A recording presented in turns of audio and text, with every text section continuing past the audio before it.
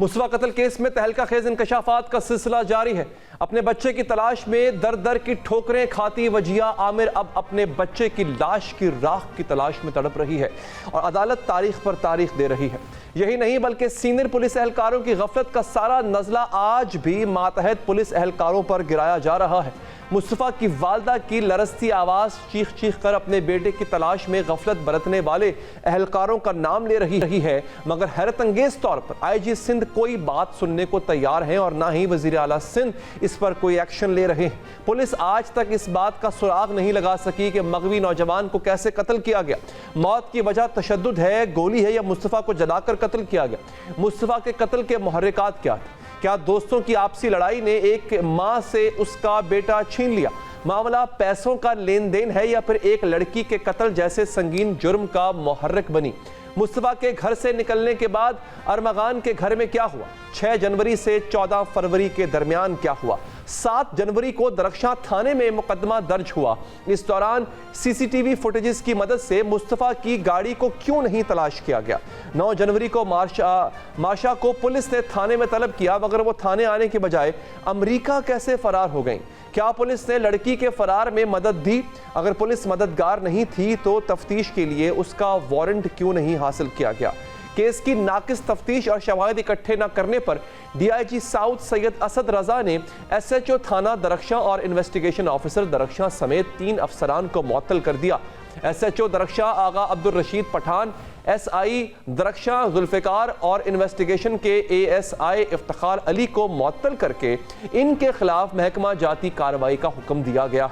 मगर सवाल यह है कि पुलिस सिर्फ एसएचओ और तफ्तीशी अफसर को मुअत्तल करके किसे बचाना चाहती है? क्योंकि 7 जनवरी के बाद से मुस्तफा की वालदा वजिया आमिर ने मुसलसल पुलिस एहलकारों से लेकर ऑफिसर्स तक सबके किरदार पर सवालात उठाए हैं। और आज प्रोग्राम एक पाकिस्तान में के साथ शेयर किए गए अपने वीडियो पैगाम में भी उन्हीं खदशात का उन्होंने इजहार किया। सवालात हैं कि ख़त्म नहीं हो रहे, ख़दशात हैं कि कम होने का नाम नहीं ले रहे। माँ है कि इंसाफ की जंग लड़ने को तो तैयार है, लेकिन एक माँ के मजीद कुछ सवालात हैं। वो पुलिस एहलकारों की मुअत्तली पर खुश नहीं है, बल्कि उनका मुतालबा है कि इस केस की मजीद तहकीकात की जाए। वालदा के मुताबिक काले शीशे और मशकूक नंबर प्लेट वाली गाड़ी शहर से बाहर कैसे गई? किसी सिग्नल, किसी नाके और किसी टोल प्लाजे पर गाड़ी को क्यों नहीं रोका गया? वजिया आमिर ने खदशा जाहिर किया है कि इसके बेटे के कत्ल और मुजरिमान की वापसी की कहानी में झोल है। एक मां को जो ना के तफ्तीश के तरीका कार से आगाह है और ना ही कानूनी पेचीदगियों के बारे में मालूमात रखती है, अगर इसे इस कहानी में झोल दिखाई दे रहा है तो पुलिस इस अहम नुक्ते पर गौर क्यों नहीं कर रही? बेटे की तलाश के बाद अब वो अपने रख्त जिगर के सोख्ता जिस्म की हवालगी की जंग लड़ रही है। आज 2 रोज हो गए, लाश के बारे में मालूमात तो मिल गई, मुल्जिम के घर से मिलने वाले खून के नमूने भी मैच कर गए, मुल्जिमान का एतराफी बयान भी सामने आ गया। वजीर आला से लेकर गवर्नर तक, मीडिया से लेकर सोशल मीडिया तक हर फर्द इस केस पर अपनी आवाज बुलंद कर रहा है, मगर मां को अपने बेटे की लाश तहाल मिल न सकी। जैसे बच्चे की तलाश के लिए तारीख पर तारीख दी जाती रही है, अब मां को बेटे की सोख्ता लाश लेने के लिए भी तारीख ही दी जा रही है। वालदा को तारीखें क्यों न मिले जब मुबैना कातिल का बाप ताकत के जोम में मुब्तला हो, जब वो कानून को घर की बांदी समझे, जब सरे बाजार वो अपनी ताकत की धौंस दिखाए।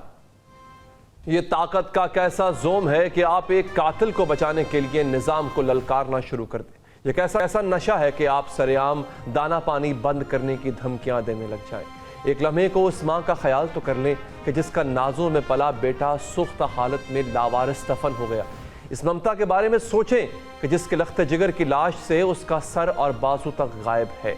एक लम्हे निज़ाम इंसाफ और पुलिस सिस्टम के बारे में सोचें कि यह किस हद तक कॉम्प्रोमाइज्ड है, जहां एलीट तबके से ताल्लुक़ रखने वाली मां को उसका बेटा नहीं मिलता, बेटा मिलता है तो उसकी लाश की हवालगी के लिए तक जो है वो तगदौ करना पड़ती है। इस सूरत हाल में आम आदमी मुतवस्सत तबके के फरियाद जो है वो किसके पास करें? वो गरीब किस रियासत के किस हिस्से को जाके अपनी फरियाद करेगा? हमें ज्वाइन किया रजब अली, हमारे रिपोर्टर हैं कराची से। रजब अली, ये बताइएगा कि अभी तक पुलिस ने कोई कार्रवाई क्यों नहीं की है?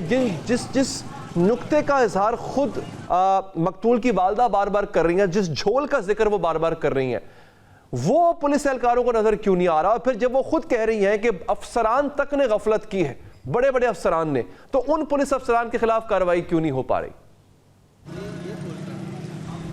देखें, जैसा कि एंटी वायलेंट क्राइम सेल जब ये केस मुंतकिल हुआ था, तो अब जब ये सारी सूरत हाल सामने आई, उसकी लाश की इत्तला मिल गई, तो उसके बाद एंटी वायलेंट क्राइम सेल ने अपने आप को बचाने के लिए इस मामले से जो है वो इस मामले से खुद को हटाने के लिए DIG CI ये मुक़द्दस हैदर ने जो है वो प्रेस कॉन्फ्रेंस की, और उसमें जो है वो अब तक की जो ऑफिशियली जो इंक्वायरी उन्होंने जो प्रेस के सामने जो पेश की कि जी अभी हमें जो है वो इसके कत्ल की जो है वो तस्दीक हो गई है।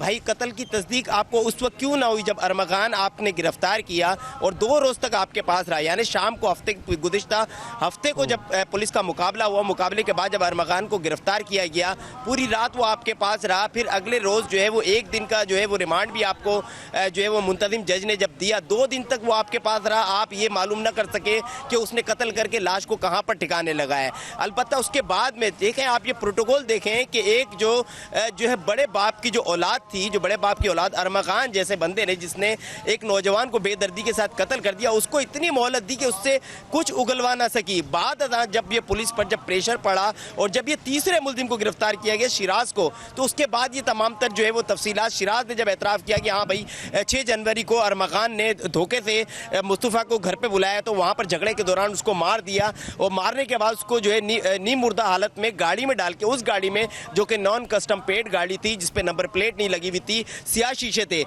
आप देखें कि बलूचिस्तान से जब आप कराची में आते तो 10 जगह नाकों पर आपको चेक किया जाता है। मुख्तलिफ इदारे, कोस्ट गार्ड हो गए, रेंजर्स हो गई, पुलिस हो गई, कस्टम्स हो गई, तमाम इदारे आपकी गाड़ी को चेक कर रहे होते हैं। और जब कराची से एक गाड़ी जा रही है, नॉन कस्टम पेड गाड़ी भी अगर वो है, उसका अगर रजिस्ट्रेशन नंबर नहीं है, ब्लैक शीशों वाली गाड़ी, और यहाँ से लेके वो सिर्फ हबचौकी तक नहीं पहुँची है, जो हबचौकी डिस्ट्रिक्ट है, हबचौकी डिस्ट्रिक्ट से जिस हबचौकी से लेके तकरीबन कोई 100 किलोमीटर के फासले पर दरेजी इलाका है, जो कि गैर आबाद पहाड़ियों के दरमियान एक खुश्क नहर है, जहां पर ले जाकर उसको कत्ल कर दिया गया। अच्छा, हब पुलिस की भी जो है यहाँ पर नाअहली सामने आती है कि जब 6 जनवरी को ये इंसिडेंट रात में हुआ और रात गए, यानी 7 की सुबह अरमगान और उसका दोस्त जो शिराज जो है वो गाड़ी को जो है आग लगाने के बाद वहाँ से कहते हैं कि 3 घंटे तक वो पैदल चलते रहे, मतलब कोई उन्हें पूछने वाला नहीं था। और जब पुलिस ने जो 11 जनवरी को जब गाड़ी रिकवर की है, तो वो अपनी FIR में लिख रहे हैं। बहुत बहुत शुक्रिया।